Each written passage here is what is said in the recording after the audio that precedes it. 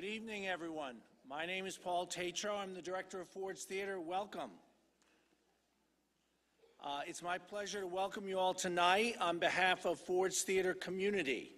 I offer a warm welcome to Mayor Sharon Pratt, Michael Steele, and historians Dr. Christopher Bona and Dr. Michael Burlingame.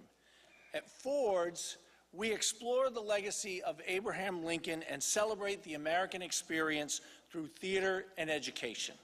We are happy to host the Institute for Politics, Policy, and History's Lincoln, a Providential President, as part of their Defining Fathers series. As organizations, we share a love of history, education, and an appreciation for the humanities. When the idea of this program was first brought to our attention, I knew that it had to take place at Ford's Theater. Today, Lincoln's consequential legacy continues to instruct, illuminate, and inspire people across the world. In many ways, this is why we have gathered this evening, to investigate, to learn, to be inspired, and to be reminded of who President Lincoln was. I thank you all for being in attendance. One bit of housekeeping before we continue on. I'd like to remind everyone to please silence your phones. It'll make for a much more enjoyable evening for everyone. And please help me welcome to the stage Shanna Bartley, the Policy Director at the W.K. Kellogg Foundation. Shanna.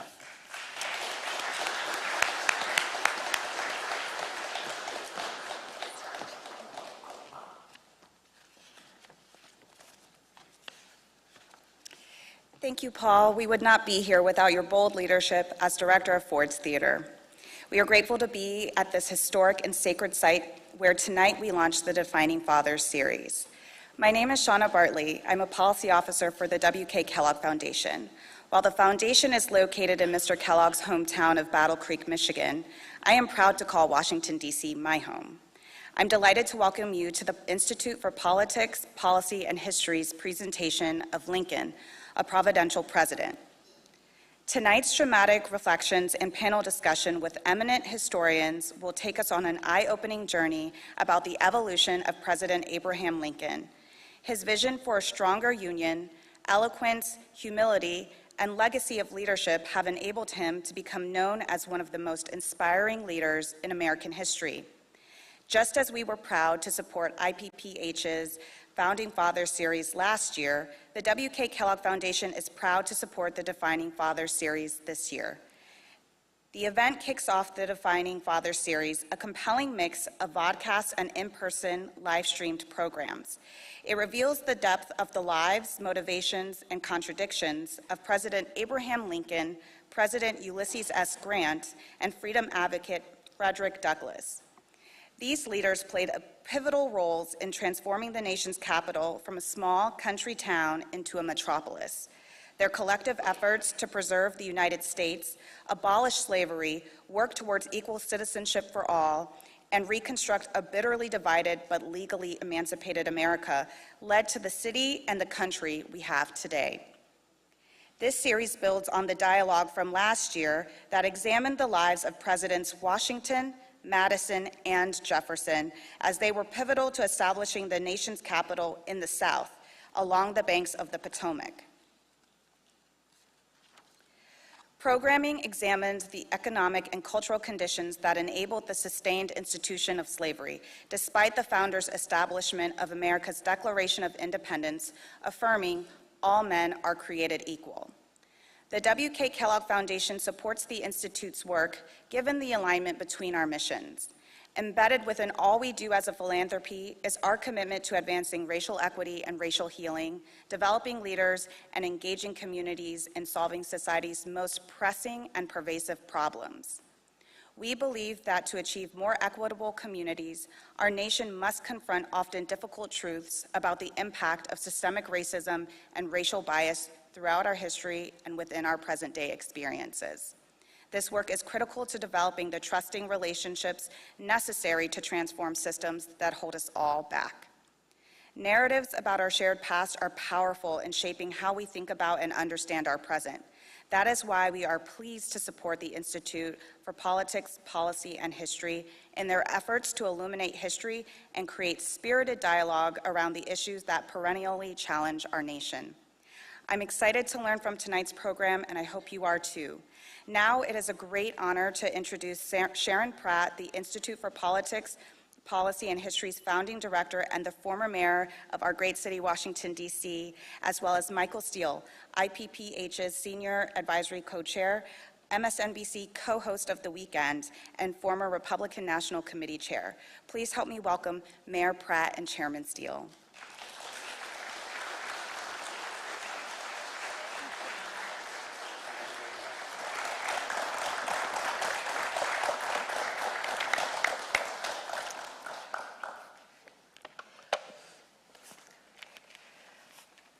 So, good evening, everybody. Good evening. My name is Sharon Pratt, and I am the, some people knew, okay, some people knew. I'm the founding, oh, that must be my family, thank you. I'm the founding director of the Institute of Politics, Policy, and History. We're going to call it IPPH, housed on the campus of the University of the District of Columbia. And all right. And I'm going to tell you more about IPPH in just a moment. But first, I would like to acknowledge, first I want to thank Ford's Theater. Paul Tretal, you and your team are just magnificent. Thank you for your partnership. We are really grateful to you. We're also grateful to W.K. Kellogg Foundation. And they've been a wonderful partner to IPPH. And maybe I should mention here, what is our mission? To rediscover the history of Washington, D.C. That is our mission. And as amazing as it is, we may have Fergus Borderwick with us tonight. He is a great scholar. There's a little scholarship about the capital of the country and this great community. A community with its own vibrant personality. And that is the purpose of IPPH. And so through our programs, we try to help excavate that history. We did it last year with the Founding Fathers. We're doing it this year with the Defining Fathers, individuals, Americans who had much to do with this becoming a major metropolis. Now, I'm going to introduce my co-anchor in just a minute. He's too important for me to do it too soon. But I also want to acknowledge, difficult to know for certain who's all here, but I know that Jack Evans was supposed to be with us tonight, and he's a former member of the council and on the Arts Commission. I know Gretchen Wharton's with us, and she's the vice chair of the Arts Commission. You know, Carol gave me this great list. Myers, who is here, is the executive director of the Arts Commission. And Chappelle, Reginald Chappelle, is with the National Park Service, is with us. And I also, good, I got something right.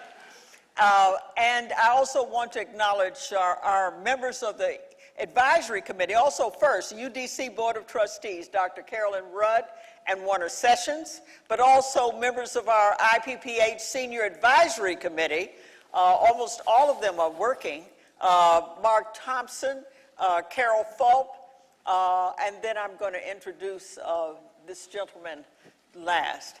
And another person that I wish to acknowledge tonight, she's an iconic personality. I almost hate to use that expression because people overuse it, but she is the owner of one of the most revered institutions in this city, and that's Virginia Ali with Ben's Chili Bowl.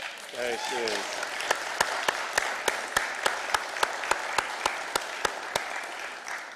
So tonight, we're very honored to be here at Ford's Theater because tonight we're going to talk about our 16th president who had a profound impact on this community, this great nation's capital.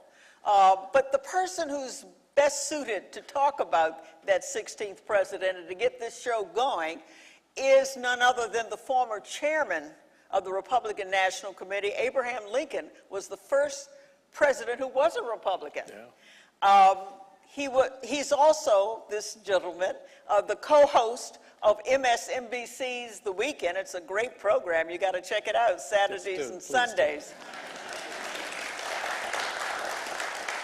And anybody within earshot knows that the reason he became a Republican has everything to do with the profile and the positions and the policies and the personality of the man we speak of tonight, and that's Abraham Lincoln. We are so honored to have with us this evening Michael Steele.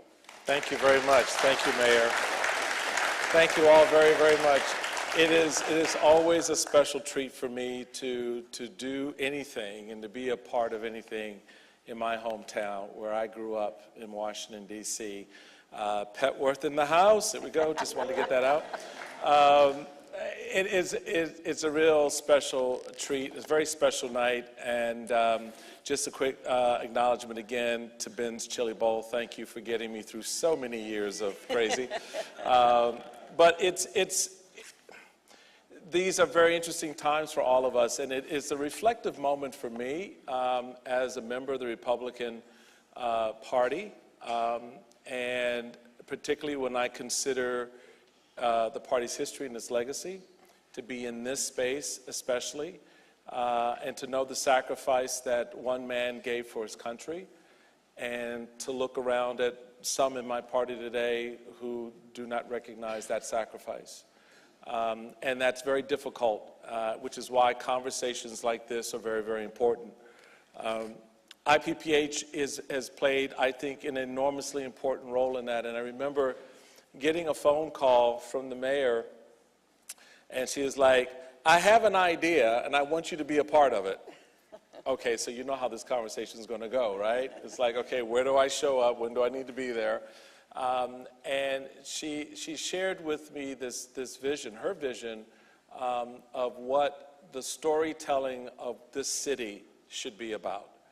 And to house it at such a fine institution as the University of the District of Columbia was another important part of that legacy.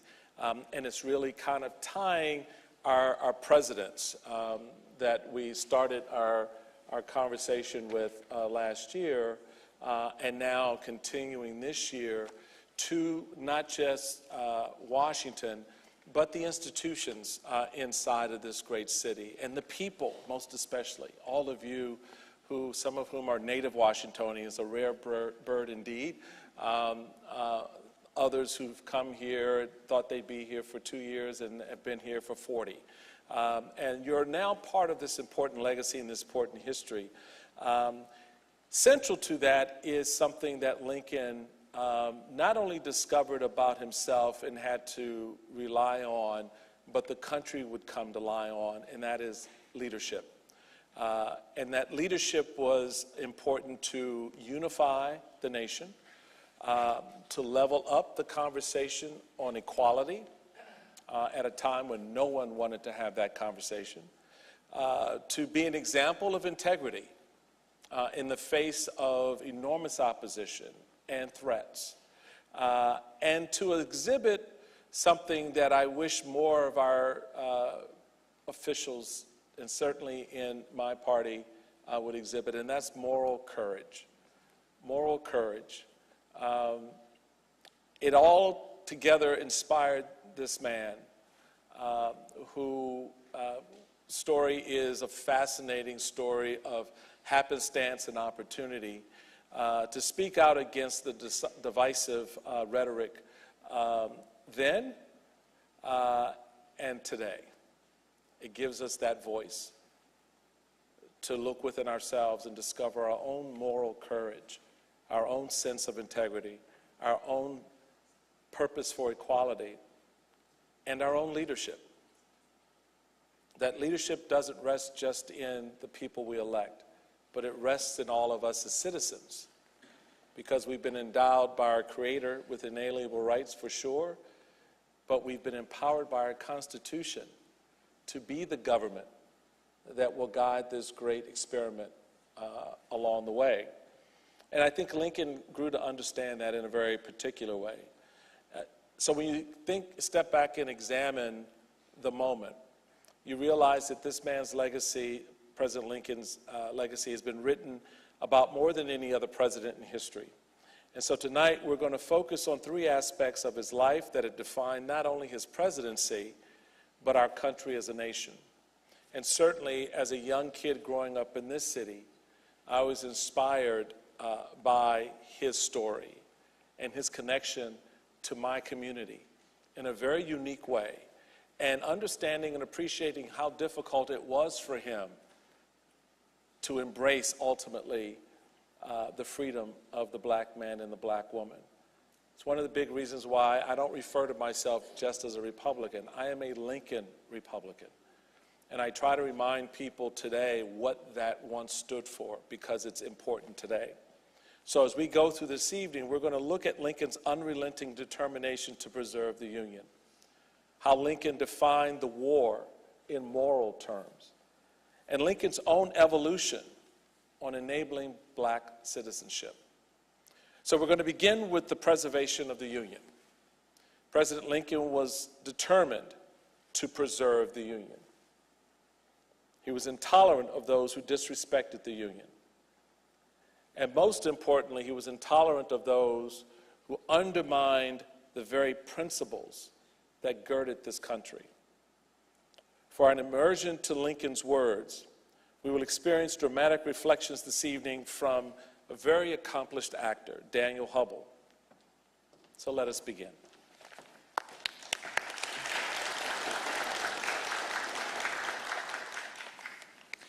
Sections of Lincoln's first inaugural address, March 4th, 1861. I hold that in contemplation of universal law and of the Constitution, the union of these states is perpetual. Descending from these general principles, we find the proposition that, in legal contemplation, the union is perpetual, confirmed by the history of the Union itself.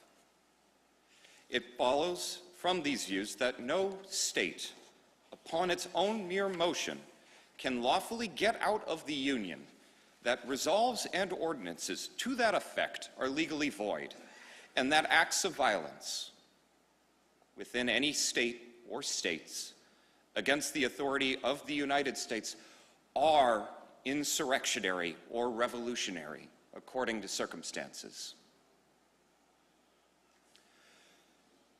Section of a message to special session, July 4th, 1861. The assault upon and reduction of Fort Sumter was, in no sense, a matter of self-defense on the part of the assailants. And this issue embraces more than the fate of these United States. It presents to the whole family of man the question whether a constitutional republic or a democracy, a government of the people, can or cannot maintain its own domestic foes. It presents the question whether discontented individuals, too few in numbers to control administration according to organic law, in any case can always, upon pretenses made in this case or any other pretenses, break up their government and thus practically put an end to free government on the earth. It forces us to ask, is there in all republics this inherent and fatal weakness? Must a government of necessity be too strong for the liberties of its own people or too weak to maintain its own existence? So, viewing this issue, no choice was left but to call out the war power of the government and so to resist force employed for its destruction by force in its preservation.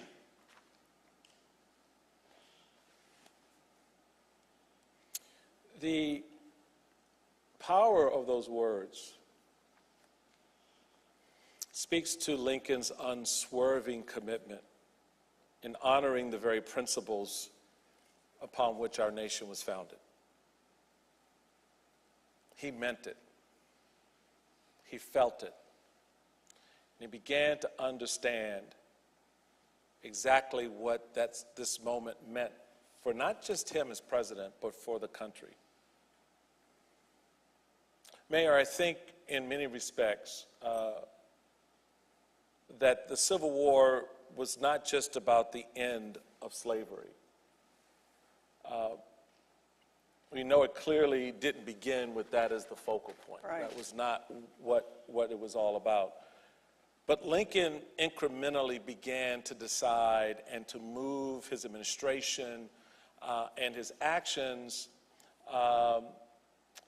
in a way that reflected that this great war needed to have a moral purpose to it, that there was something more about this that he felt we needed to focus on as a nation.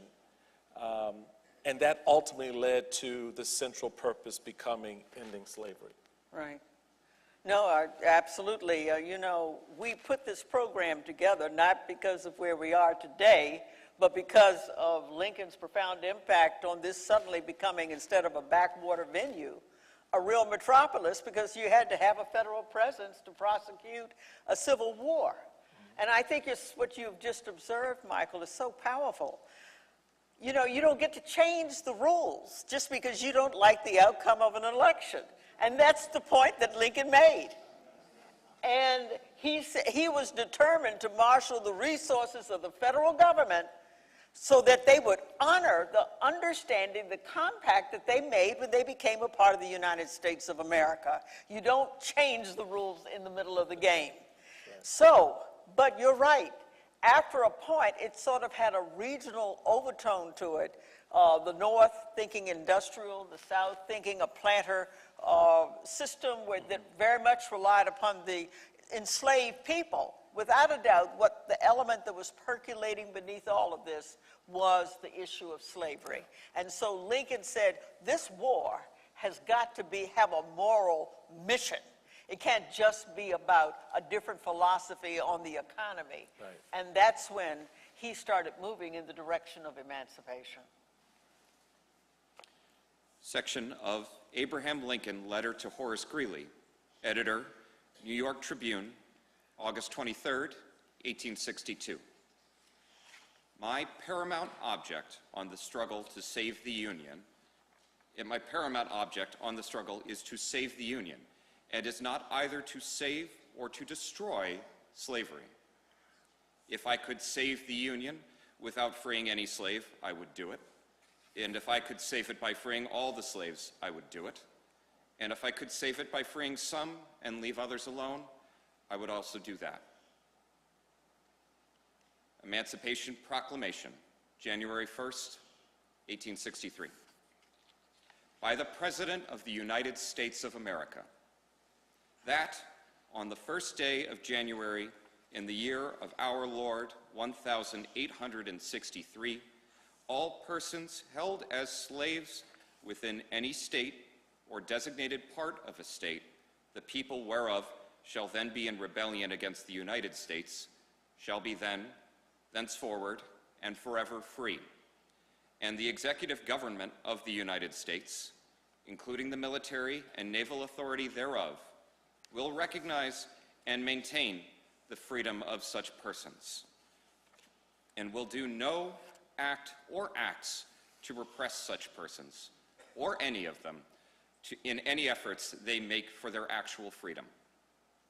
That the executive will, on the first day of the January aforesaid, by proclamation, designate the states and parts of states, if any, in which the people thereof, respectively, shall then be in rebellion against the United States, and the fact that any state or the people thereof shall on that day be, in good faith, represented in the Congress of the United States by members chosen thereto at elections, wherein a majority of the qualified voters of such state shall have participated, shall, in the absence of strong countervailing testimony, be deemed conclusive evidence that such state and the people thereof are not then in rebellion against the United States. Now, therefore I, Abraham Lincoln, President of the United States, by virtue of the power vested in me as Commander-in-Chief of the Army and Navy of the United States in time of actual armed rebellion against the authority and government of the United States, and as a fit and necessary war measure for suppressing said rebellion, do on this first day of January, in the year of our Lord 1863, and in accordance with my purpose, so to do publicly proclaimed for the full period of 100 days from the day first above mentioned, order and designate as the states and parts of states wherein the people thereof, respectively, are this day in rebellion against the United States, the following to wit: Arkansas, Texas, Louisiana, except the parishes of St. Bernard, Plaquemines, Jefferson, St. John, St. Charles, St. James Ascension, Assumption, Terrebonne, Lafourche, St. Mary, St. Martin, and Orleans, including the city of New Orleans, Mississippi, Alabama, Florida, Georgia, South Carolina, North Carolina, and Virginia, except the 48 counties designated as West Virginia, and also the counties of Berkeley, Accomack, Northampton, Elizabeth City, York, Princess Anne, and Norfolk, including the cities of Norfolk and Portsmouth, and which accepted parts are for the present left precisely as if this proclamation were not issued. And by the virtue of the power and for the purpose aforesaid, I do order and declare that all persons held as slaves within said designated states and parts of states are and henceforward shall be free, and that the executive government of the United States, including the military and naval authorities thereof, will recognize and maintain the freedom of said persons.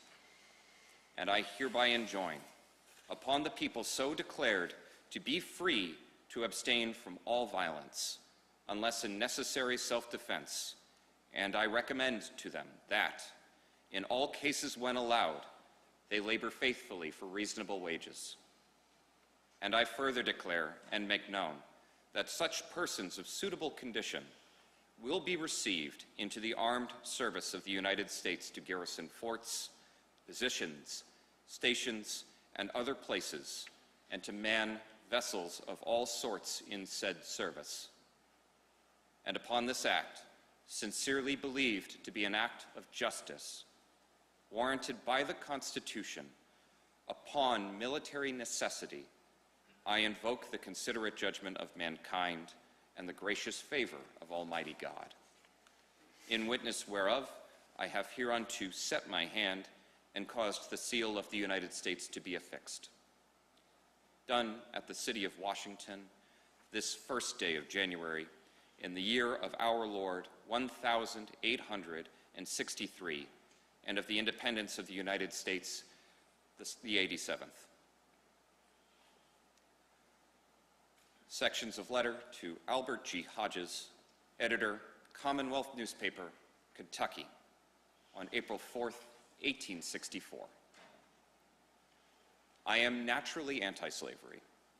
If slavery is not wrong, nothing is wrong. I cannot remember when I did not so think and feel. And yet, I have never understood that the presidency conferred upon me an unrestricted right to act officially upon this judgment and feeling. I have not controlled events, but confess plainly that events controlled me. You think about,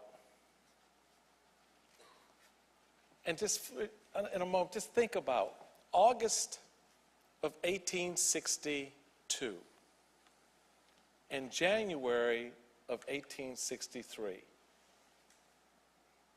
What happened? What did Lincoln see? What did he come to know that moved him from a position where he confesses well, if we save the Union by keeping slavery, I'll do it. If we save the Union by eliminating slavery, I'll do it. To the point where he would then say, all black men and women enslaved in this Union are now free. That's the moral compass that was locked in on that North Star of freedom. More than likely unrecognizable by Lincoln himself at the time, as expressed in the letter to Albert Hodges, where he says, I have not controlled events, but confess plainly that events controlled me. A man in leadership at a moment in a nation's crisis, leaning into the events around him and fixing his moral compass. Whereupon he says, a house divided against itself cannot stand. I believe this government cannot endure permanently half slave and half free. These words reflect Lincoln's moral compass. So, Mayor, what do you think were the pragmatic consequences of the emancipation? And how much of Lincoln we see reflected in that, given how probably conflicted he was, even at the moment he's writing this freedom for black men and women? Well, that was one time being from D.C. helped, because we were a federal territory, so he had the right to do something about it. And so D.C. was the first venue to benefit from emancipation. You know, there's been a lot of back and forth about Abraham Lincoln in this city in the last few years with the liberation of Freedmen's statute, you know. And does that reflect that he was the great emancipator and there was no agency on the part of people, black people, African-American people? Of course, we know that it wouldn't have happened without agency on the part of African-Americans as well as others like Garrison and Thaddeus Stevens and others. But I'm with you, Michael. I think he had a moral center. There are people who are pragmatic, and he was pragmatic. He says the Constitution doesn't authorize me to do this, but now that I'm in a war, heck, if I'm going to let you benefit, those of you who are waging war against us, from the asset of enslaved people, I'm going to use that as my license and my excuse to emancipate, contraband, as General Butler said. But he had a moral center. Those were tough decisions. And he understood the difficulty of it. It took him a minute to get there on black equality and citizenship, but he had a moral center. Even when he was in Congress, as you know, one term, he did try to enact legislation that would emancipate African Americans in this city, because he said we certainly should have control in the District of Columbia. They have too much control, you know, I think that, but nonetheless. And so you have to acknowledge that about Abraham Lincoln, I think. So let's conclude by looking at Lincoln's evolution on the full citizenship for black men and women. From one of Lincoln's debates with Stephen A. Douglas during the campaign for one of Illinois' 2 United States Senate seats, as reported in Chicago Daily Press on October 15th, 1858. I am not now, nor ever have been, in favor of bringing about in any way the social and political equality of the white and black races. That I am not, nor ever been, in favor of making voters or jurors of Negroes, nor of qualifying them to hold office. I am, as much as any man, in favor of having the superior position assigned to the white race. Message to Congress on signing an act abolishing slavery in Washington, D.C. on April 16, 1862. Fellow citizens of the Senate and House of Representatives, the act entitled An Act for the Release of Certain Persons Held to Service or Labor in the District of Columbia has this day been approved and signed.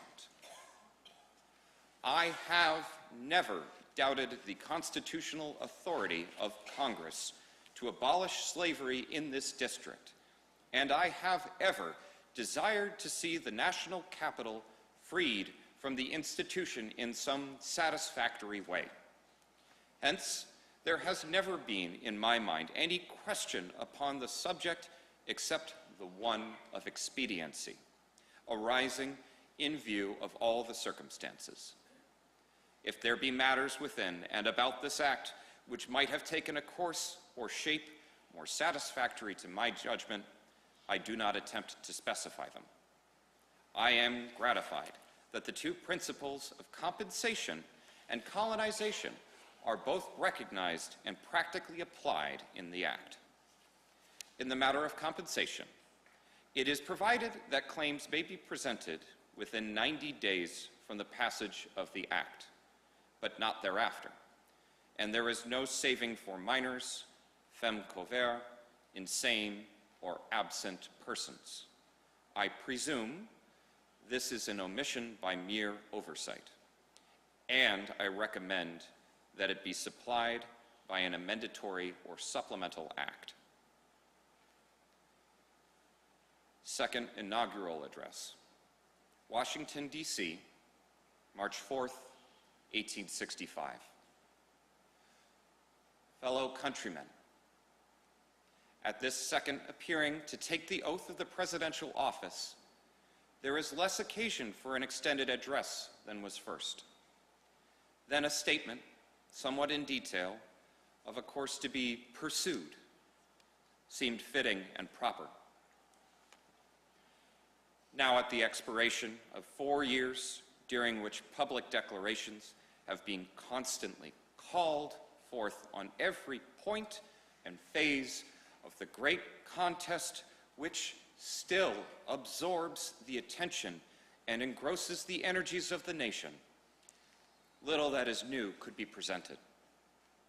The progress of our arms, upon which all else chiefly depends, is as well known to the public as to myself, and it is, I trust, reasonably satisfactory and encouraging to all. With high hope for the future, no prediction in regard to it is ventured. On the occasion corresponding to this 4 years ago, all thoughts were anxiously directed to an impending civil war. All dreaded it. All sought to avert it. While the inaugural address was being delivered from this place, devoted altogether to saving the Union without war, insurgent agents were in the city seeking to destroy it without war, seeking to dissolve the Union and divide effects by negotiation. Both parties deprecated war, but one of them would make war rather than let the nation survive, and the other would accept war rather than let it perish. And the war came. 1/8 of the whole population were colored slaves, not distributed generally over the Union, but localized in the southern part of it. These slaves constituted a peculiar and powerful interest. All know that this interest was, somehow, the cause of the war, to strengthen, perpetuate, and extend this interest was the object for which the insurgents would rend the Union, even by war, while the government claimed no right to do more than to restrict the territorial enlargement of it. Neither party expected the war, the magnitude, or the duration which it has already attained. Neither anticipated that the cause of the conflict might cease with, or ever before, the conflict itself should cease. Each looked for an easier triumph, and a result less fundamental and astounding. Both read the same Bible and pray to the same God, and each invokes his aid against the other. It may seem strange that any men should dare to ask a just God's assistance in wringing their bread from the sweat of other men's faces.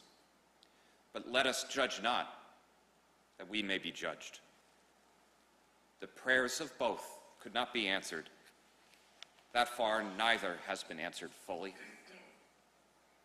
The Almighty has his own purposes. Woe unto the world because of offenses, for it must needs be that offenses come. But woe to that man by whom the offenses cometh. If we shall suppose that American slavery is one of those offenses which, in the providence of God, must needs come, but which, having continued through his appointed time, he now wills to remove, and that which he gives to both North and South this terrible war as the woe due to those by whom the offense came. Shall we discern therein any departure from the divine attributes which the believer in a living God always ascribed to him? Fondly do we hope, fervently do we pray that this mighty scourge of war may speedily pass away. Yet, if God will that it continues until all the wealth piled by the bondsmen, 250 years of unrequited toil, shall be sunk, and until every drop of blood drawn with the lash shall be paid with the sword, as was said 3,000 years ago. So still it must be said, the judgments of the Lord are true and righteous altogether, with malice towards none, with charity for all, with firmness in the right, as God gives us to see the right. Let us strive on to finish the work we are in, to bind up the nation's wounds, to care for him who shall have borne the battle, and for his widow and his orphans, to do all which may achieve and cherish a just and lasting peace among ourselves and with all nations. Sections from Lincoln's last speech, April 11th, 1865. We meet this evening, not in sorrow, but in gladness of heart. The evacuation of Petersburg and Richmond and the surrender of the principal insurgent army give hope of a righteous and speedy peace whose joyous expression cannot be restrained. In the midst of this, however, he from whom all blessings flow must not be forgotten. A call for a national thanksgiving is being prepared and will be duly promulgated. Nor must those whose harder part gives us the cause for rejoicing be overlooked. Their honors must not be parceled out with others. I myself was near the front and had the high pleasure of transmitting much of the good news to you. But no part of the honor for plans or execution is mine. To General Grant, his skillful officers, and brave men all belongs. The gallant Navy stood ready, but was not in reach to take active part. As a general rule, I abstain from reading reports of attacks upon myself, wishing not to be provoked by that to which I cannot properly offer an answer. In spite of this precaution, however, it comes to my knowledge that I am much censured for supposed agency in setting up and seeking to sustain the new state of Louisiana. In this I have done just so much and no more than the public knows. We all agree that the seceded states, so called, are out of their proper relation with the Union, and that the sole object of the government, civil and military, in regard to those states, is to again get them into their proper practical relation. The amount of constituency, so to speak, on which the new Louisiana government rests would be satisfactory to all if it contained 50, 30, or even 20,000, instead of only about 12,000, as it does. It is also unsatisfactory to some that the elective franchise is not given to the colored man. I would myself prefer that it were now conferred on the very intelligent and on those who serve our cause as soldiers.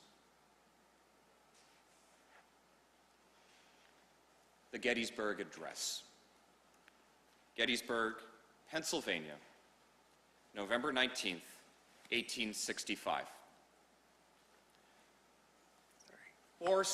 87 years ago, our fathers brought forth on this continent a new nation, conceived in liberty and dedicated to the proposition that all men are created equal. Now we are engaged in a great civil war, testing whether that nation, or any nation so conceived and so dedicated, can long endure. We are met on a great battlefield of that war. We have come to dedicate a portion of that field as a final resting place for those who here gave their lives that that nation might live. It is altogether fitting and proper that we do so. But in a larger sense, we cannot dedicate, we cannot consecrate, we cannot hallow this ground. The brave men, living and dead, who struggled here have consecrated it, far above our poor power to add or detract. The world will little note nor long remember what we say here, but it can never forget what they did here. It is for us, the living, to be dedicated here to the unfinished work which they who fought here have thus far so nobly advanced. It is rather for us to be here dedicated to the great task remaining before us, that from these honored dead we take increased devotion to that cause for which they gave the last full measure of devotion, that we here highly resolve that these dead shall not have died in vain, that this nation, under God, shall have a new birth of freedom, and that government of the people, by the people, for the people, shall not perish from the earth. Thank you.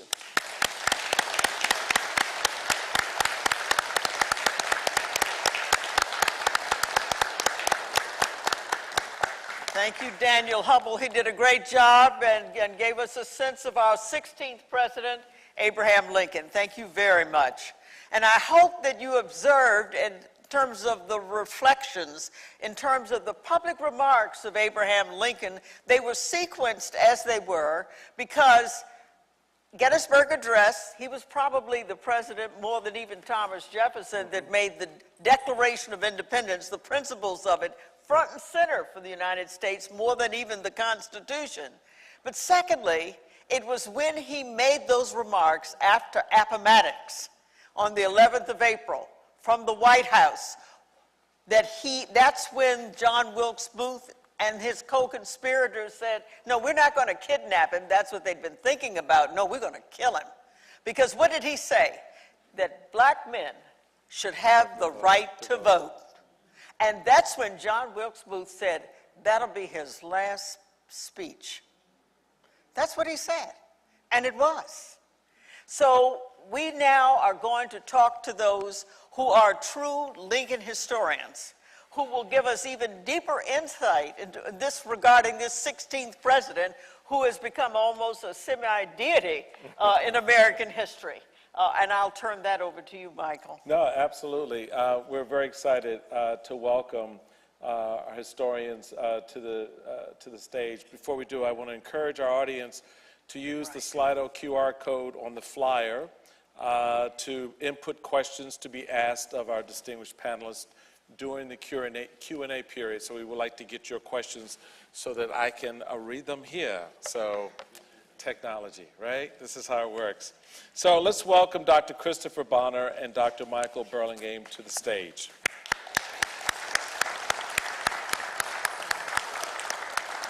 Dr. Christopher Bonner is an associate professor of history at the University of Maryland, College Park. He specializes in African American history and the 19th century United States. His book, Remaking the Republic, Black Politics and the Creation of American Citizenship, centers free blacks in the legal transformation of the United States during the mid-19th century.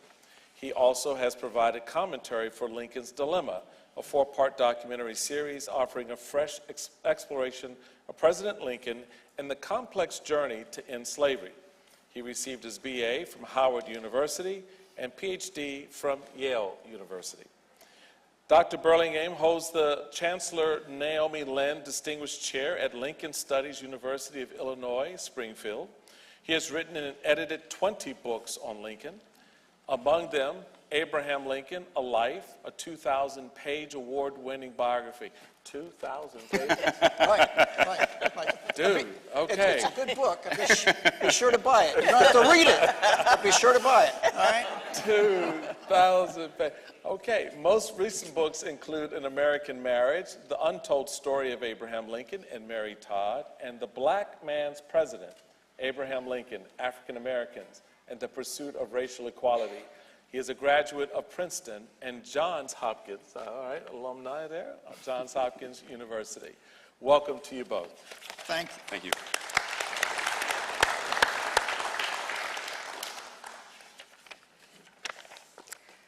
So, I guess we'll begin with you, Dr. Bonner.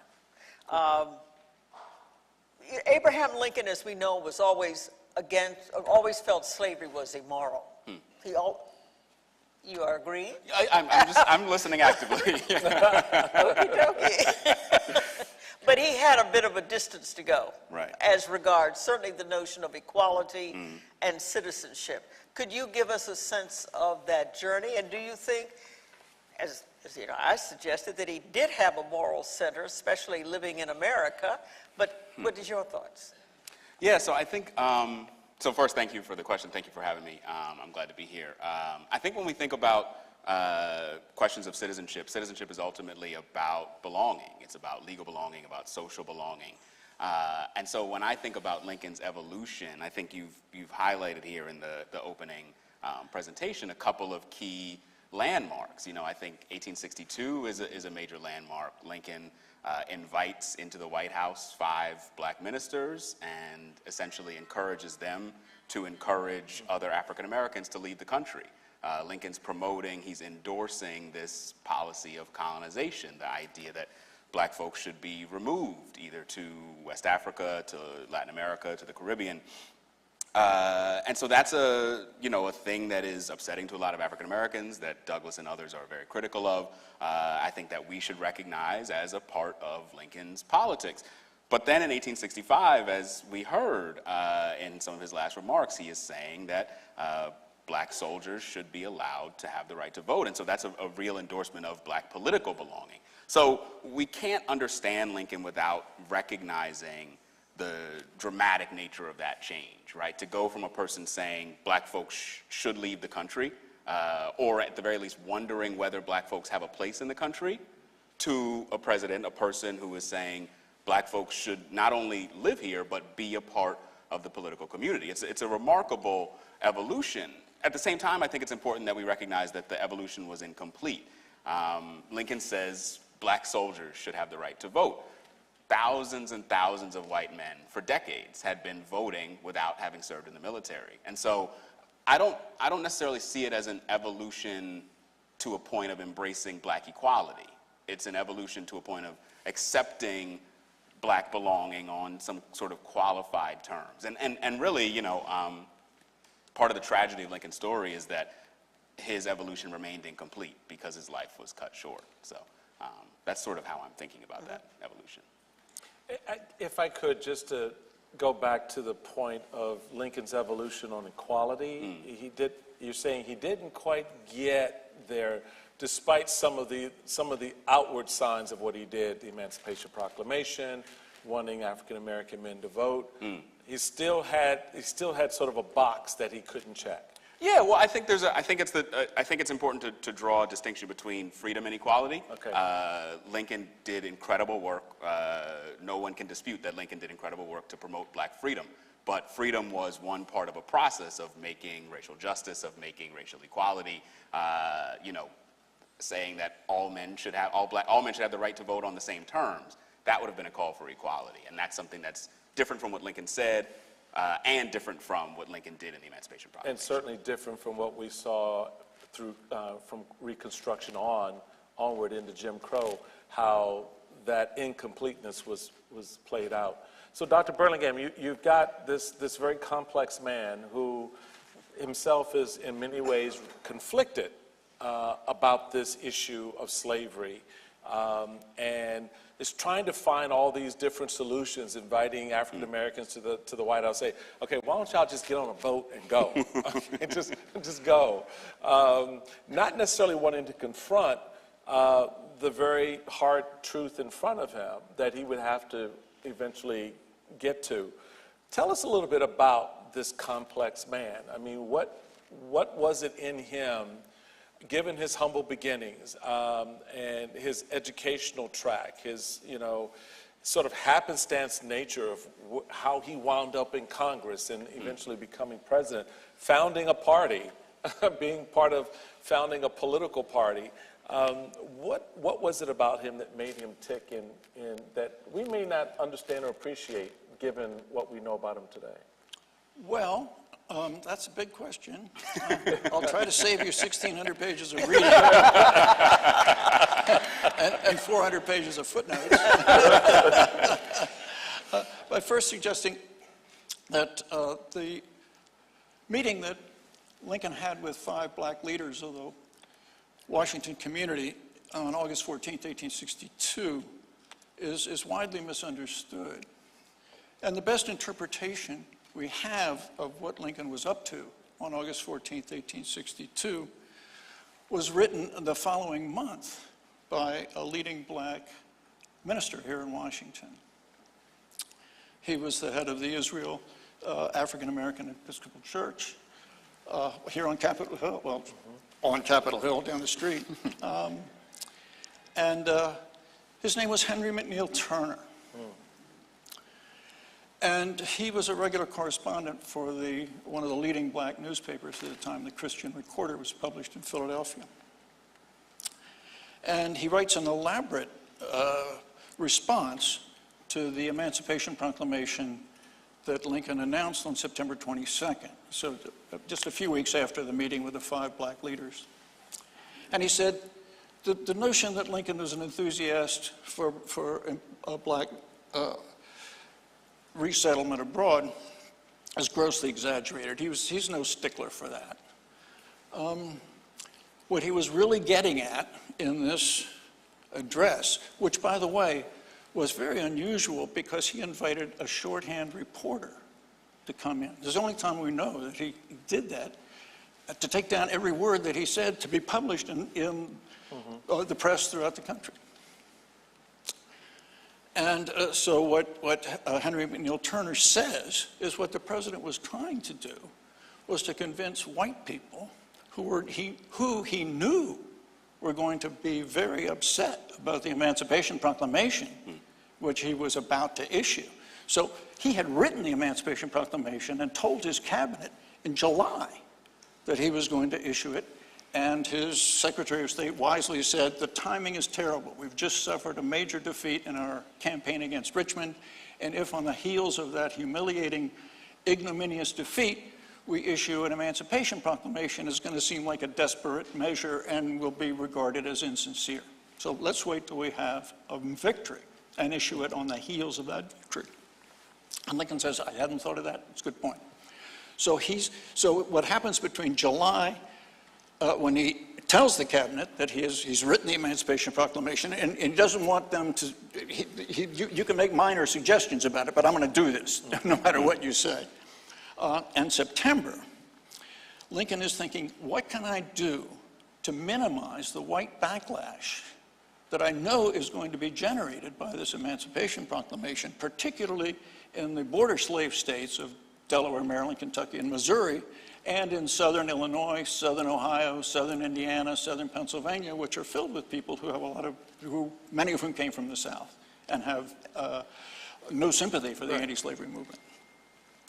So Lincoln has been told by any number of people in the border slave states, including some of his best friends, look, people down here are not going to accept emancipation unless you couple it with colonization. And so what he was doing was not really speaking to those 5 gentlemen. He was speaking to the nation, particularly to the border slave states and to the lower north. That my administration is serious about colonization. That you don't have to worry that there is going to be this great tsunami of free slaves coming swarming across the Mason-Dixon line and across the Ohio River.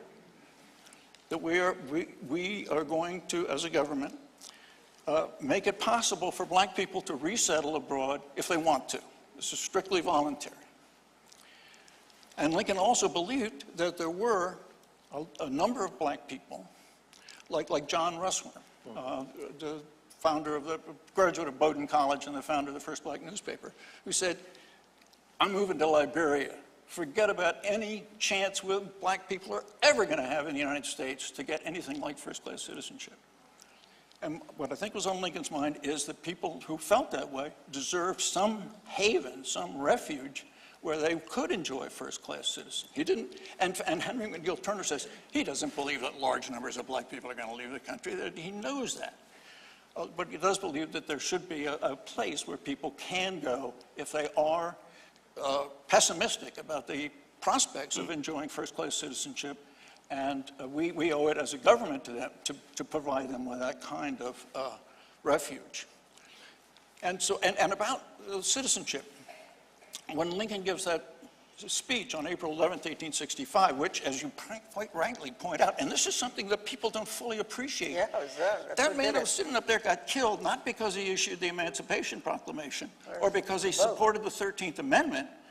He was murdered because he called for black voting rights. And John Wilkes Booth turns to his compatriots and says, that means N-word citizenship, by God, that's the last speech he's ever going to give, by God, I'm going to run him through. And 3 days later, he killed him. And therefore, I think it's appropriate for us in the 21st century to think of Lincoln as much of a martyr to black rights as Martin Luther King or Medgar Evers or Viola Liuzzo or James Reeb or Mickey Schwerner or James Chaney or all those people who got killed back in the 1960s as they championed the civil rights revolution of that time. Well, let me follow up, if I may. Sure. And it's sort of a tough question, but let me begin with, I have no doubt that he had a moral center, and I have no doubt that he truly believed that slavery itself was immoral. But we do live in America, and there is a racial caste system in America, and it's very tough, be you white or black, frankly, whatever you are, not to be impacted by it. So how does this man, who was born into such abject poverty, not that poverty does it in and of itself, he had limited access to books, you know, he manages to evolve to this human being that could transcend this, who could have a vision with such muscle to it. Was it just organic, or was it the influence of people like Frederick Douglass or Thaddeus Stevens or William Garrison? What were the influences that got him to that? Well, I think when Lincoln says in the Hodges letter, if slavery is not wrong, nothing is wrong. I cannot remember when I did not so think and feel. The evidence is there that that's the case. When he's a young legislator, he sticks his neck out when almost every legislator in the Illinois General Assembly said, we're going to condemn the abolitionist movement. 94 of them said that we condemn the abolitionist movement, and 6 of them, including Lincoln, said, no, we disagree. And then 2 of those guys, including Lincoln, go a step further and say, we believe that slavery is based on injustice and bad policy. And for somebody in Springfield, Illinois, who was ambitious politically to stick his neck out that way, whoa. And then Lincoln says in 1860, my position on slavery was enunciated in 1837, and I've felt that way ever since. So I think he hated and loathed and despised slavery from early on. And my interpretation of that is partly he had an extremely sensitive conscience. And it's hard to say why some people have a very sensitive conscience and some people don't have any. Right, right. Now, so when Lincoln was growing up, for example, on the frontier, it was considered great sport among the young boys to torture animals, to take a turtle and break its shell and put a hot coal on its back, or to throw a snake into the fire and watch it wiggle. And Lincoln condemned that and scolded his playmates. And where does that come from? And I think anybody who had that kind of moral sensibility would find the enslavement of people to be outrageous. And a second reason why I think Lincoln hated and loathed and despised slavery from very early on is because his father treated him like a slave. It's one of the interesting things about Lincoln's anti-slavery pronouncements is he doesn't emphasize many of the issues that other anti-slavery leaders did. He doesn't talk about the breakup of slave families. He doesn't talk about the physical brutality of slavery. He doesn't talk about the slaveholders' suppression of civil liberties. He doesn't talk about the creation of a quasi-aristocratic social order in the South based on slavery. Instead, as in the second inaugural, he says it's an outrage that the slaveholders have rewritten the word of God Almighty himself, who said, in the sweat of thy brow shalt thou eat thy bread, to read, in the sweat of somebody else's brow shalt thou eat thy bread. And so his sense of justice was offended by that, partly because his father would keep yanking him out of school and renting him out to neighbors. And every penny that Lincoln made doing backbreaking farm labor that he was rented out was turned over to his father, because the rule of custom and law in those days was not that parents didn't own children, they couldn't sell them, but the labor, any potential earning capacity that a child had, and any money that was made had to be turned over to the father. And Lincoln's father was pretty insistent on that. Now, I believe that it was one of the reasons that he identified with his slaves, and he identified his father with the slaveholders. Now, a lot of my friends, I am something of a psychohistorian. That's one word, by the way. There are psychohistorians, 2 words, but I fancy that I do not belong to that category. What can I tell you?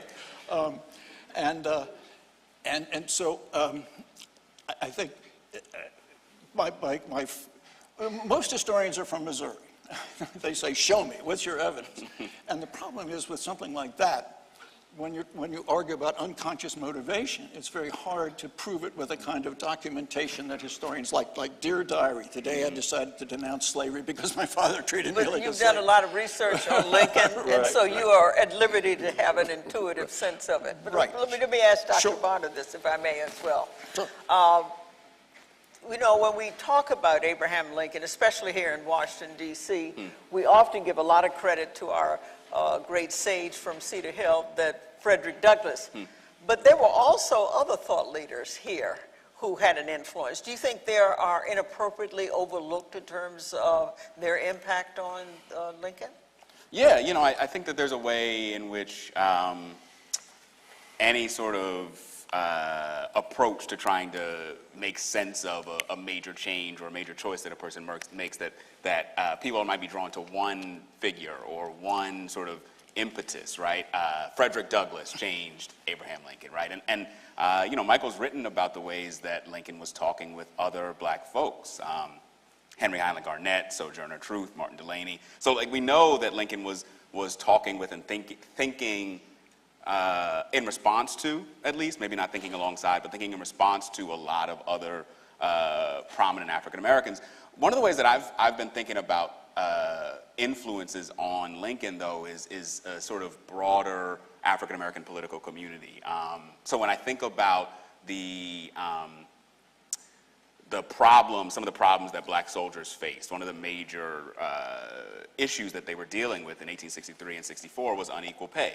And soldiers from famous regiments like the 54th, they were petitioning Lincoln and saying, we're doing a soldier's duty. We should deserve a soldier's pay. Like our blood is in the field. We should be treated like any other soldier, but they were paid unequally to white soldiers. And so they are writing to Lincoln and saying, pay us equally. But what they're really saying is, and again, this is 63 and 64, they're saying we deserve equality, not just we deserve freedom. And so I think of them as part of this wider African-American political community, beyond the people whose names we can call and whose papers we can dig into, people like Delaney and Douglas. They were part of this black political community that was driving Lincoln toward that moment in 1865 when he does embrace this partial version of black equality. Dr. Burlingame, let's sort of, I guess, level up the conversation around probably the most prominent influencer, Frederick Douglass, which Dr. Bonner just mentioned. What was that influence that Frederick Douglass had? Was there respect, mutual, one way? How did Douglass impact Lincoln? And in what degree did Lincoln impact Douglass? Well, as a preliminary response, I'd like to say that Lincoln is sometimes thought to have been educated here in Washington about racial justice. That out in Illinois, he didn't know people like Frederick Douglass and Martin Delaney and Sojourner Truth and people like that, whom he met in Washington and spoke with, who we invited to the White House. But in fact, Lincoln, living in a racially mixed neighborhood, knew about friends of his down the road who were black people who worked in the Underground Railroad. He had clients who were black people. He had friends who were black people, had servants who were black people. And these were not just menials, these were people who were real friends. And one of the most remarkable men that he knew in Springfield was a gentleman named Florville. And Robert Florville was a remarkable guy. He was a barber, but he was also a very successful real estate speculator and entrepreneur. He spoke multiple languages. He played many musical instruments. Lincoln loved to hang out with him. And when Willie dies, when Lincoln's son Willie dies in the White House in February of '62, we have this letter from Florville. And Florville says, and you can tell by the letter, it's a long letter and it's very warm. You can tell the feeling tone is it's not a servant talking to an employer or a client talking to a lawyer. It's a real friend, and he's talking about how much he admired Willie and how much he thought he was so much more advanced than other boys of his age.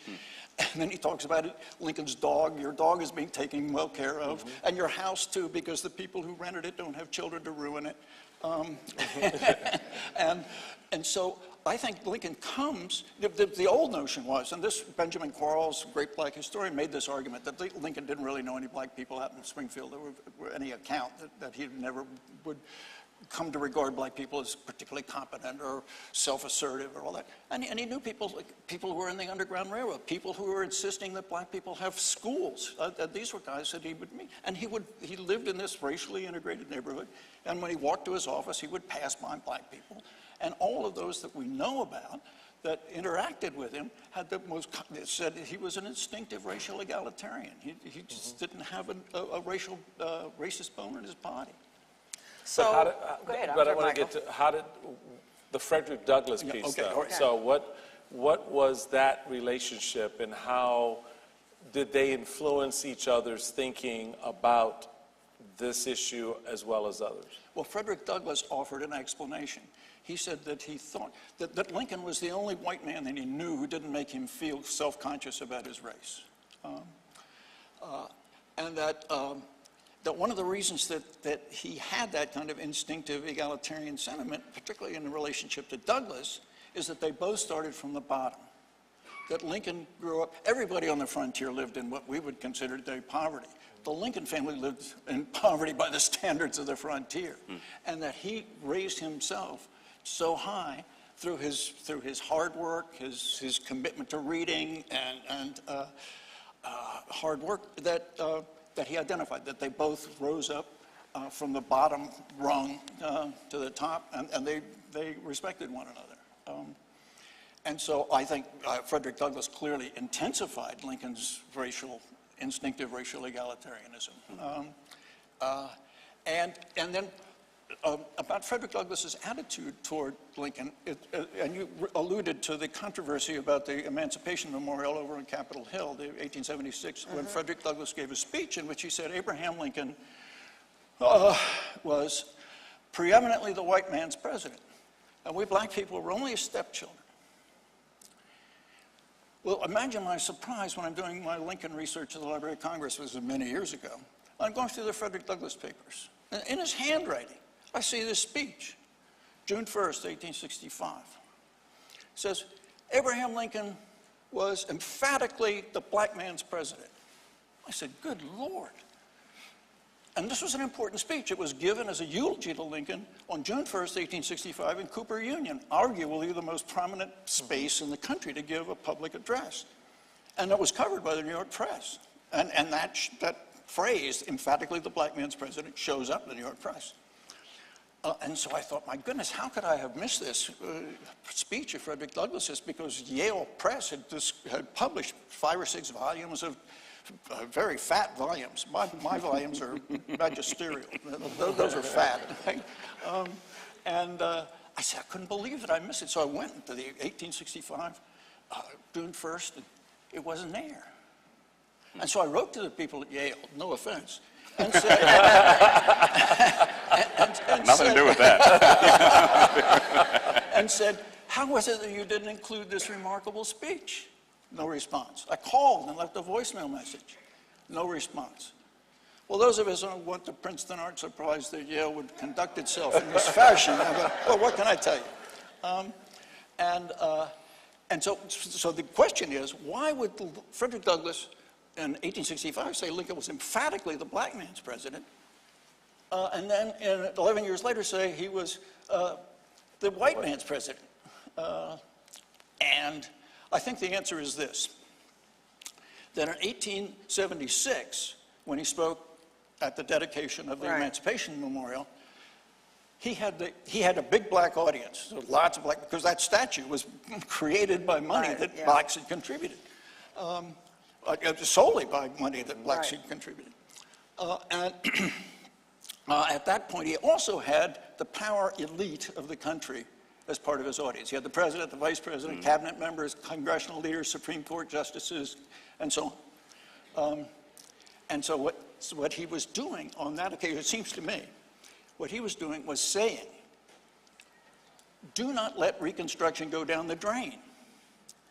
That in the aftermath of the Civil War, the 14th and 15th Amendments get passed, an attempt to guarantee black civil rights and then voting rights. And they were enforced for a while, rigorously by President Grant. But then by the mid-1870s, by 1876, public interest seemed to be waning in racial justice.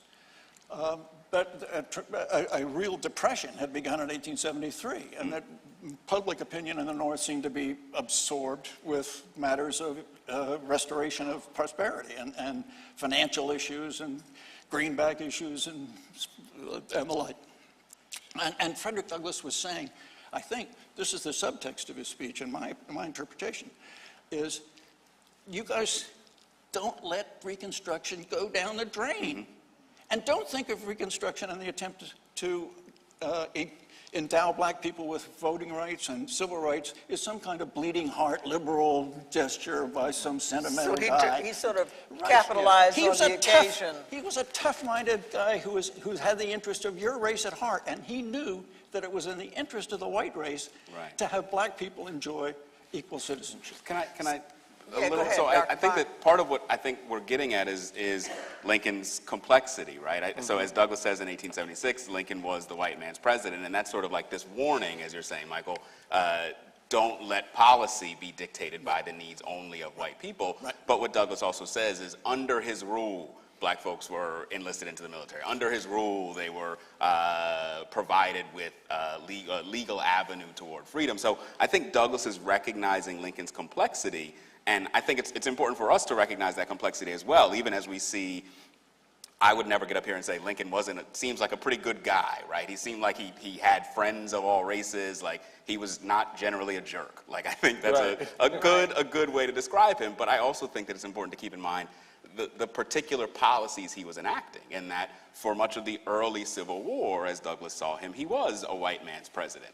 And he became, as the war progressed, as he moved toward emancipation, he became a black man's president, a president under whose rule all of these changes could be implemented. You know, it's still a complicated issue in Yeah, America. exactly, right, yeah. So let me ask you, though, I want to ask, because I know you did write about Mary Todd Lincoln, but I'd like both of your thoughts. She's gotten a sort of quite a mixed reviews as the First Lady. The thing that I found interesting for this, just as a preamble for this series, as we talk about the three Americans who had such an influence on the city of suddenly becoming a meaningful metropolis, all of it around the Civil War, such a contrast to the ones who insisted that the city or the capital be in the South, which were three planters, privileged men, Washington, Jefferson, Madison. Amazingly, in this period of this such a crisis period, the three who suddenly emerge are the full expression of the American dream. They come from abject poverty. I mean, it's, Grant probably was better off than any of them, and he was, had a hard scrabble beginning. Of course, Frederick Douglass, I mean, worse than that, he was enslaved. He was hoping to find food, you know, just to exist. And then Abraham Lincoln, who apparently lived in a cabin where there was no floor or window until his father remarried. So, I mean, it was, and yet all three of them marry women above their station. That is, Grant marries Julia Dent Grant, who was a privileged woman. Her family were enslavers. Douglas marries a free black woman, Anna Douglas. And then Lincoln marries Mary Todd Lincoln. My point simply is that Mary Todd Lincoln had the option to marry Stephen Douglas, as I gather. Well, that's... you question that? Well, Douglas, funny, she said, well, it wasn't really very serious. But she was still arguably a a woman of some circumstance. I know there's a back and forth, but let's just, she saw in him the potential to be an extraordinary person. Having that kind of affirmation, do you not think that that was an asset, or do you think, people have said she was bipolar, she had a lot of issues, that she was a liability? What is your opinion of Mary Todd Lincoln? Well, in many ways, she was a liability. Lincoln very seldom let down his hair about his personal life and his marriage. But in a document that I discovered, I couldn't believe this hadn't been part of the historical record, but the first day I went out to do original research and unpublished sources, I wrote my first book called The Inner World of Abraham Lincoln. It's a series of psychological essays about his relations with his wife and his children and his parents and his depression and his midlife crisis, all that sort of thing. I wanted to call it Shrinking Lincoln. But my stuffy old publisher, the University of Illinois Press, wouldn't go along with that. And so I drafted it based on published sources. I was teaching at Connecticut College in New London, so I said, all right, I know that I've got the published literature, I've got pretty well under control. Now it's time to go out and do some manuscript research. And I go to Brown, and the first day I'm at Brown, which if you can't be here in Washington doing research or in Springfield on Lincoln, Providence is still the best place to go, to Brown University. Because John Hay was Lincoln's assistant personal secretary, and all kinds of materials that he generated. Anyway, it's a good place to do it. So I go, and the first day I'm there, I discover this essay, this reminiscence by one of Lincoln's closest friends, Orville Browning, who was a lawyer and a Whig activist and a Republican activist in Illinois, and who knew Lincoln very well. And when Lincoln's son dies, he asked Browning to go and take care of the funeral arrangements. They're very close friends, politically and socially. And they'd been in the legislature together, and he was particularly fond of Browning and Mrs. Browning. And Browning writes and tells Nicolay, Lincoln's principal White House secretary, that Lincoln told me several times in the White House that he was terrified that his wife would do something to humiliate him publicly. And I thought, well, where's this evidence been? And I asked the people at Brown, and they said, well, we've cataloged it, we made it available, but nobody's seen it. And so I published those interviews. And the fact is she did humiliate him because she wanted people appointed to office like Commissioner of Public Buildings in Washington. It was a very important position for the city of Washington, the Commissioner of Public Buildings in those days, who was a scoundrel, who said, you know, I'll give you a diamond bracelet or a necklace if you'll get me that job. And you think, what? So there are all kinds of episodes like that where she engages in promoting rascals to positions in the federal bureaucracy. But do you think he would have seen that he had the capacity to go after the presidency on his own? Do you think that she was irrelevant to that pursuit? No, I think he was ambitious to begin with. Yes. She didn't create his ambition. I didn't say she did. Right, and I didn't mean to imply it. But what I will say is that she turbocharged it. Yeah. And he might have been happy to be a senator or something, but to be president, she really wanted to be first lady, and so she would. And Lincoln's favorite play was Macbeth, and the main reason because of fatalism. And Lincoln was a great fatalist, and there's no better literary representation of fatalism than Macbeth. But also, secondarily, it's a play about a husband and wife, a loveless marriage in which the wife is more ambitious than the husband. And so I think that resonated with him. And Bonner, Dr. Bonner, what do you think of Mary Todd? So, frankly, I can't speak to Mary Todd and the relationship, but I can maybe, as a preview to the Douglas event, right? I think in a very literal way, we would not have a Frederick Douglass as we know him without Anna Murray Douglass. And this is, you know, Anna Murray saved the money to buy a train ticket for for Frederick to escape from Baltimore. She borrowed clothing and freedom papers for Douglass to use as a ruse on his train trip. And then beyond that, once they made it to the north into freedom, Anna Douglass at that point stayed home with their 4 children and raised them while Douglass was taking the train back and forth across the north to become a famous abolitionist and to travel to the UK to enact that sort of anti-slavery political life. So I think it's critical to think about the various material ways in which a woman like Anna made Frederick Douglass. And if I could add a footnote to my earlier observation about the role that Mrs. Lincoln played in Lincoln's life, I think she helped not only to turbocharge his ambition, that's important, but she also contributed to his political career by making his home life so miserable. And this is what his friends said, that he was the only lawyer. All the lawyers in Springfield couldn't make enough money just practicing law in Springfield in those days. So every spring and every fall, they would go out on the circuit. And they would go from one county seat to the next, and practice for a day or two, and then maybe a week or two, and it varied. But all the attorneys would go out, but none of them would go on the whole circuit, except Lincoln and one other. That is to say, at every single. And he was the only one who didn't go home on weekends. And they all knew and then said that his home life was so disagreeable, that she was gave him such a hard time. She struck him, she attacked him physically, she ridiculed him in front of other people, and she chased him out of the house with a knife, chased him out of the house, throwing things at him. And then we have testimony from neighbors, because in those days, you didn't have air conditioning, like you had the windows open and the houses were close together, so you sort of knew what was going on next door and down the block. And so it was assumed and as a result, he did a lot of what we would call networking. That is, when he was out on the circuit, it wasn't just practicing law, but it was also politicking and chatting with people and getting to know the jurors and the judges and all that.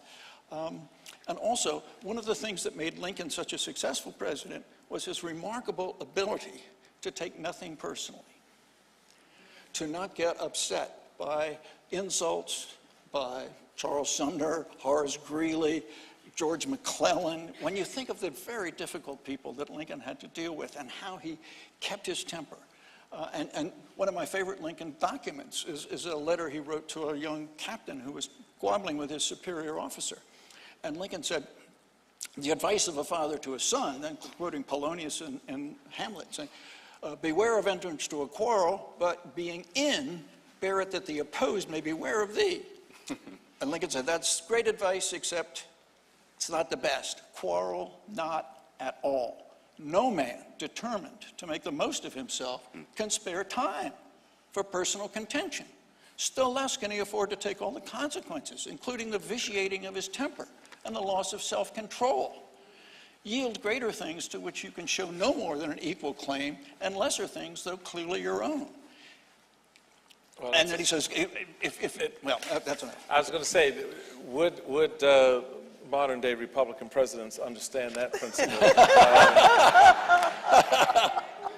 So Dr. Bonner, I want to, in that context of the modern day party, the modern day political climate, you look at someone like Lincoln and everything that he had to deal with, keeping in mind that, you know, the Republican Party, when he assumes the presidency, is 6 years old. The country is entering into conflict, but then there are all these other things that are going on as well. You still have to run the country despite the war. You still have entanglements and engagements abroad.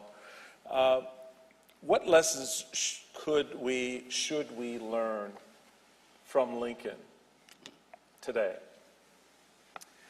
I don't know, I'm stuck on this idea of like quarrel not at all. It's like, maybe that's nice advice, but there's no way that Lincoln as president didn't quarrel, right? Like, so much of his job is arguing in pursuit of the things that he wanted, But it's right? not impugning people's motives or their character or the like. And so I think He didn't to personalize it. disagree is okay, but to quarrel, It wasn't all about him. engage in ad hominem attacks. Well, yeah, so this is something that I would think we should take. So I think of like arguing as an important aspect of what Lincoln did.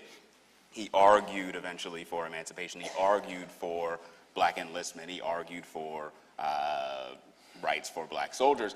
What I think is really fascinating about Lincoln, I think it's easy to be drawn to him as a leader, as like this is what a president should be like, or this is what a leader should be like. But I think that when I think about what Lincoln did to promote these various causes, I see him as a collaborator, as a person who was working alongside a lot of other people. The policy of emancipation came from Lincoln listening to Congress and listening to what black folks were demanding, right? So Lincoln was not leading the move toward. Lincoln was not leading, I will stand by that argument, the move toward the ending of slavery. Lincoln was following the actions of thousands and thousands of other Americans, black and white, right? So Lincoln listened when he needed to, and he was flexible. He was dynamic in his thought, and he was willing to hear from other folks, even folks who were quarreling, and take information and ideas and then sort of implement these policies that were really Was that the sort of valuable? Right? Yeah, right. but you strike an interesting point there, because it really is what Joyce Kearns Goodwin sort of wrote about in her book, which is a great book, Team of Rivals. Yeah. Was all that arguing and all that quarreling that members of his cabinet engaged in. He, you know, may or may not have done it. He heard dueling perspectives, right? Sure, I think about that, but that's a way of thinking about Lincoln as listening to people who were essentially his peers or close to his peers. But again, if I could tell the story of emancipation, when I talk with my students, I almost kind of tell it backwards. So the Emancipation Proclamation in 1863 so as Lincoln's drafting it and issuing the preliminary proclamation, he's explicitly saying that what he's doing is enforcing the laws that Congress have implemented. Congress has implemented this confiscation policy in 1861 and 62 that says the military cannot be used to return fugitive slaves. Congress implements that confiscation policy building on the contraband policy that was implemented in the camps by people like Benjamin Butler in the spring of 1861. And Butler is doing that because black folks are running to the military camps and banging on the doors and saying, "Let me in, I can help and keep me out of the hands of my owner. So all of that action, starting with those dozens and then hundreds and then thousands of slaves running to the camps, those are the voices that Lincoln is hearing and engaging with when he implements the emancipation policy. So that's what, like, he's listening far beyond. He's hearing people far beyond Seward and others in the cabinet. So I think that that's invaluable. Yeah. Well, I mean, if I could follow up on that, I hear what you're saying, and obviously you're a real scholar in it. I'm certainly not going to disagree. And, so much of my life has been in politics, and what I know is that those who survive it know that they have to build a constituency if they're going to do something. As they say, a leader without a following is just a man out taking a walk. And and so what he seems to be is the ultimate pragmatist who at least has some moral center. I hear what you're saying. If it hadn't been for all of these individuals pushing and prodding, he never would have gotten there. So back to the question that Michael Steele is asking, though, and I ask both of you, what can we learn from Lincoln, and how would you rank him in the pantheon of presidents? I don't want to touch the question of ranking. That's just not how I think about history. I suspect 2,000 pages would mean he's number one. But I think that we should learn from Lincoln that people in power should listen, and that good things happen when people in power listen to those who have less of it.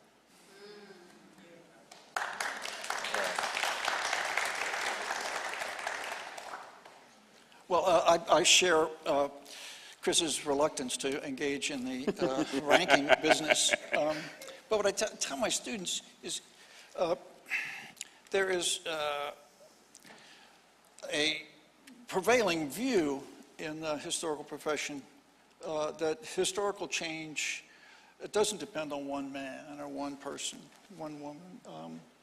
It's the product of vast impersonal economic forces, demographic forces, what have you.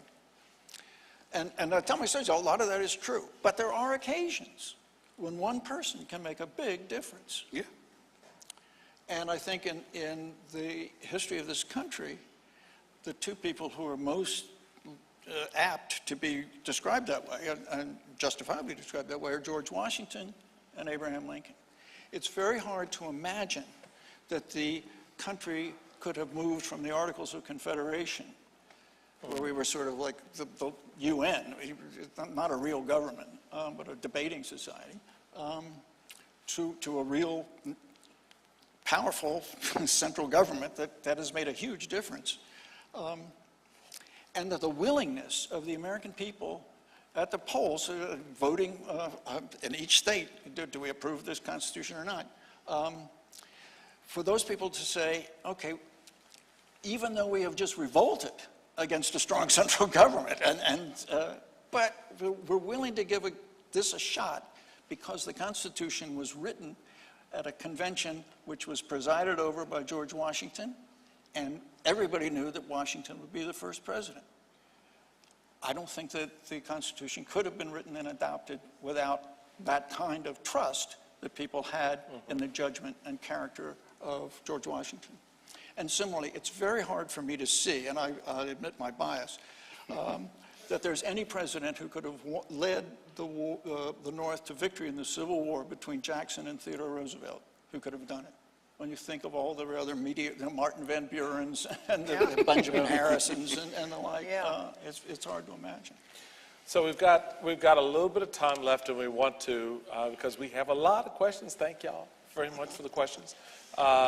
So we've got some questions for our esteemed panel, and we'll start with this one.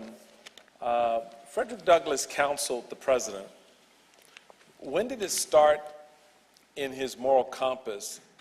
When did he start in his moral compass to accept that counsel, what that what that counsel offered him? So this is a thing that I'm actually really interested in, and I don't know. There might be a simple answer to this. Like, to what extent was Lincoln reading Douglas? Reading him actually? Like, so when they meet, I think that Lincoln says something like, I've read about you, or I know you, but I think he means it in like the sort of broader sense, not personally. So I don't know, in part why I'm curious about this is because in 61 and 62, Douglas is super disappointed in Lincoln's hesitancy to embrace black emancipation and to make the war what Douglas sees as obvious. It's a war against slave owners, and therefore it must be a war against slavery, right? So Douglas is writing some very angry things about Lincoln in Douglas's Monthly. But then when they meet, and across the sort of conversations that they have, especially in the I think, after Lincoln's second inauguration, Lincoln says something like, what did you think about the speech? Like, I value your opinion more than any other. And so I don't know if or when Lincoln was actually reading Douglas, but the fact that by 63 they're meeting, and 64 Lincoln's proposing this emancipation plot and asking Douglas to take part, and then 65 he's saying that, I think that Lincoln cared deeply about what Douglas thought. He thought that Douglas was a valuable critic. And to me, that suggests that he must have known some of the things that Douglas was writing in the earlier stages of the war. And then Douglas, likewise, over that period, began to see Lincoln differently than he did in 61 and 62. I think that Douglas, you know, as Michael said, Douglas is playing politics, right? So when Douglas is writing really angry things about Lincoln, it's not necessarily because he thinks Lincoln is a bad guy, right? He's pushing. He's leaning on the president and saying, essentially, you're the white man's president. Is that who you want to be known as, right? Is that how you want to be seen? And trying to sort of make that, use rhetoric to his advantage in that way. So Michael, to that point, some historians, question here, or writers have researched President Lincoln, have claimed that he didn't willingly end slavery, but in fact, that was never his plan. He hated and loathed and despised slavery from the time he was young. If he had done what he wanted to do, he would have issued the Emancipation Proclamation on March 4th, 1861. But he couldn't. As he says in the Hodges letter, I didn't think that the office of the presidency endowed me to take measures which were simply in accordance with my own values and moral concerns. I was limited by the Constitution. And so one of the things apropos of that I would like to emphasize, apropos of your observation, Chris, about Lincoln saying black soldiers should have the vote. That's not what he said. He said that those who served in the military and those who were very intelligent, by which we should, which I'm sure That's a lot of fire, which he meant literate. Yeah. And he knew plenty of literate black people. And particularly two gentlemen from New Orleans who come and say, we have a petition of 1,000 people who are taxpayers in New Orleans who would like to have the vote. And Lincoln then endorses black voting rights for these literate as well as the. And when Frederick Douglass heard that speech on April 11th, 1865, he was very disappointed that it only applied to veterans of the army, of the military, and to the very intelligent. He said, I and my fellow abolitionists were disappointed by the limited scope, but we should have recognized that that was a very significant speech because Abraham Lincoln learned his statesmanship in the school of rail splitting. And to split a rail, you take a wedge, and you put the thin edge of the wedge in, and then you drive home the thick edge of the wedge. And we should have known that once he publicly called for black voting rights, he was inserting the thin edge of the wedge. And you could count on him to drive home the thick edge of the wedge. And so the assassination, of course, aborts that. And that's one of the great tragedies of our time. There are two questions that are really kind of dovetail each other. So the first one is with respect to why were some areas in Virginia and Louisiana excluded from the Emancipation Proclamation? And why did President Lincoln not make certain that everyone, including the blacks in Texas, know they were free in a timely manner? So the last question, I think in a lot of ways this is about the reach, the movement of U.S. soldiers, right? The idea is that places that are actively in rebellion are places where emancipation is going to happen, and places that are have been retaken by the U.S. military, in theory, those places are not actively in rebellion. So that's part of the limitation. But I think that the point about Texas emancipation, which is speaking to the problem of Juneteenth, the late notice of emancipation in that part of the country, that's a product of the limited reach of the military. And really, it's a product of, it's a reflection of, I think, a key limitation of the Emancipation Proclamation. Lincoln says slaves in Alabama are free, but he's not in charge in Alabama, right? And so what Lincoln is doing is, again, really radically transformative. He's opening a door to emancipation, but what's necessary is for black folks to find that door and find out how to walk through it, right? And so I think it's the limitation here is a limitation of the reach of the president, the reach of the military in the midst of the war. But the reason that he exempted those parishes in Louisiana and those counties and cities in Virginia is that the only justification for the Emancipation Proclamation that was legal and constitutional was to subdue the rebellion. And you can't take the slaves from these people who've been subdued. Right. There's no rebellion. You're right. Yeah. You're not undermining their ability to continue the war. Yeah. And it's sorry, Sure. I'm just thinking it's one of the things I noticed in the documents y'all chose, and I don't know if that was intentional or not, is a lot of Lincoln's language is very dry. It's like so deeply legal because he's being very technical, right? Like the only, I don't know, this might be an overstatement. The only thing that stands out to me as beautiful about the Emancipation Proclamation is that thenceforward and forever free, right? Everything else is a lawyer, right? Yeah, and so it's written by a lawyer, and I think that that's both of those things are important in terms of who he was, right? He was very specific and particular and technical, but he also had these he could have brilliance in terms of the beauty of his writing. How different do you believe the Reconstruction era would have been under Lincoln instead of Andrew Jackson? Andrew Johnson. Andrew Johnson, excuse me. It's a big difference. Well, it's another one of these questions that I think is tough for me because it's necessarily speculative, right? I think that the point that I made, the point that you made, Michael, that you said that Douglas has made, that Lincoln would split the rail, right? We can see that Lincoln was evolving, and even that he was evolving quickly as circumstances progressed. And so we can think and we can hope that Lincoln would have pushed for policies that were for the time radical in terms of creating racial equality.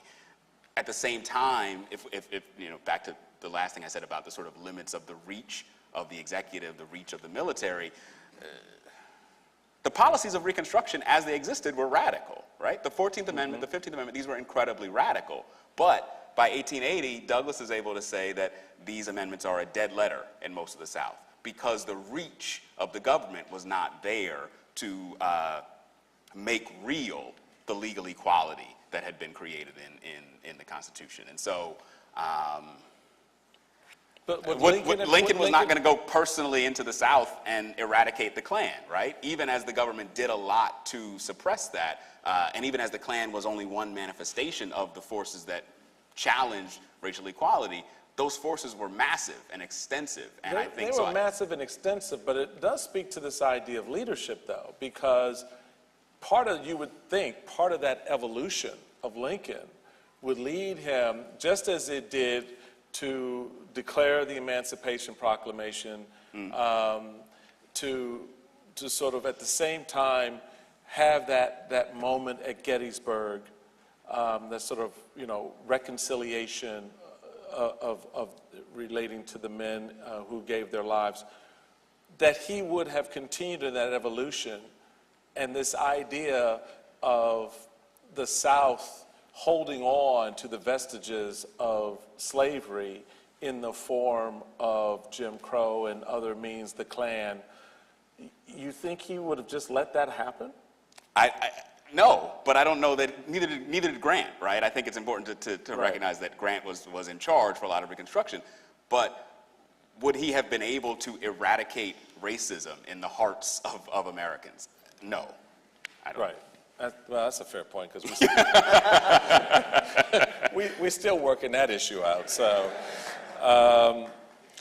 this was an interesting question. What opposition, external or within himself, did Lincoln face in the final months before issuing the Emancipation Proclamation in January of '63?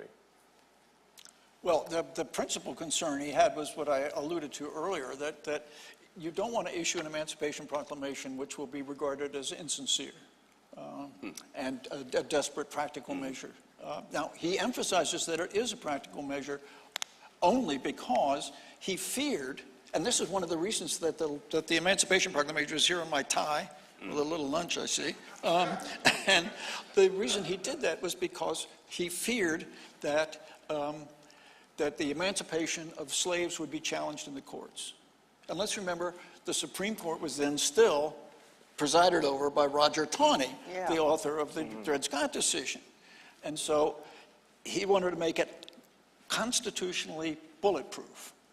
And that's why he bends over backwards. And a lot of people criticized him, because here's this guy who has remarkable ability to generate soaring rhetoric and appeal to the deepest and most positive feelings of liberalism and generosity and progress.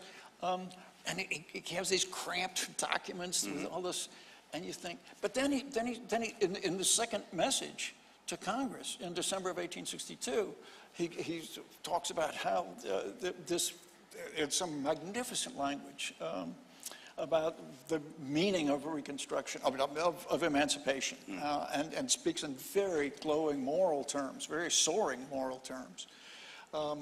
So he felt that way, but the legal documents were phrased in ways that he hoped would be bulletproof if emancipation were to be challenged in the courts. Yeah, when I was lieutenant governor, outside my office window on the state capitol grounds was this statue of Justice Taney. Looked at the top of his head every day. Wow. So much fun. Two for here. John Brown is my favorite white man in history. That's not me. This is the person saying this, Maceo. What was Lincoln's reaction to John Brown's raid, and how much had he known of John Brown pre-raid? And companion question, can you compare Lincoln's views on race to those of someone like John Brown? Well, no, there's a lot there. Maybe I'll try to tackle a couple of pieces of this. I think Brown was relatively well known after his actions in Kansas as a sort of leading villain of that space, a known attacker and murderer, I guess, of a number of pro-slavery settlers in what came to be called Bleeding Kansas. And I can't think of anything specific to quote. I suspect Michael might be able to, but I suspect that Lincoln, like the vast majority of other white Northerners, was outraged and concerned about what Brown had done. And you know, part of how we can think about this is that even Frederick Douglass was concerned, I wouldn't say outraged, but concerned about what Brown had done, in part because Douglass was technically a co-conspirator, given that he knew some of the details of what Brown was planning. The reason, I'm gonna try to be brief. The reason the question about racial views is so complicated is because Brown, as far as we know, was really deeply invested in black freedom and embraced black people as a part of his political projects. But I almost don't know, I don't know how much Brown really thought of anyone as his equal. Like, I think of the way that he developed his plan to go to Harper's Ferry and sort of recruited these men, but then didn't really have much of a real plan beyond going there, and essentially ended up making himself a martyr. In so doing, made all these other men, black and white, some of whom were his own sons, made them martyrs as well. And so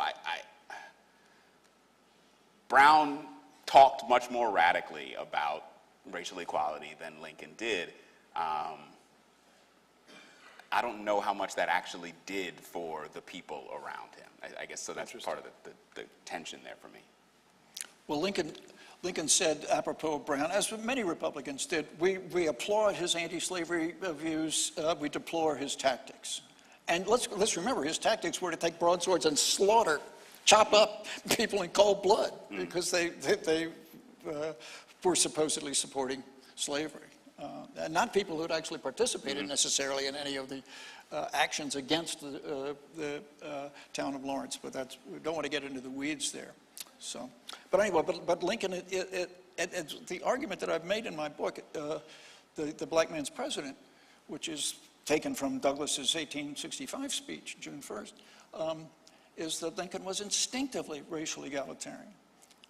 And when he makes that statement that is so widely quoted, that we heard today at the Charleston debate against Stephen A. Douglas in 1858, that's paying lip service to the voters who were being appealed to in the most demagogic, outrageous fashion by Stephen A. Douglas. Stephen A. Douglas was saying this country was made by white men, for white men, the government, and black people don't have any right to have it. No social, legal, political rights, forget it. And Lincoln, and Douglas launches his campaign on July 9th, 1858 in Chicago. Lincoln happens to be in town, law case, so he then gives a speech on July 10th. And he attacks Douglas for this racial demagoguery. And he said, at the close of his speech, this was a really important speech, he says, let us stop all this quibbling about this man and this race and that race being inferior and must be placed in an inferior position. Let us discard all these things and unite as one nation, once again declaring that all men are created equal. And Douglas goes right after him and hammers him and hammers him and hammers him, and it was working. The voters of Illinois were arguably the most racist of the people in the free states. And so Lincoln was faced with this dilemma. If I don't respond to Douglas's taunts, that guarantees his victory. And the most dangerous person in the country, Lincoln believed, who was most likely to make it possible for slavery to expand everywhere, was Stephen A. Douglas. So he felt that he had to defeat Douglas, not just for his own vanity and his own political ambition, but Douglas was a really dangerous guy, and that he was trying to convince the public that there was no moral dimension to slavery, and that if he won the election, and he did so by anesthetizing the public about the morality of slavery, then the Supreme Court would then take a hint and say slavery is legal everywhere, and it's going to be legal in New York and Maine and everywhere. All right. Well, with that, thank you, gentlemen. And thank you, Michael. And I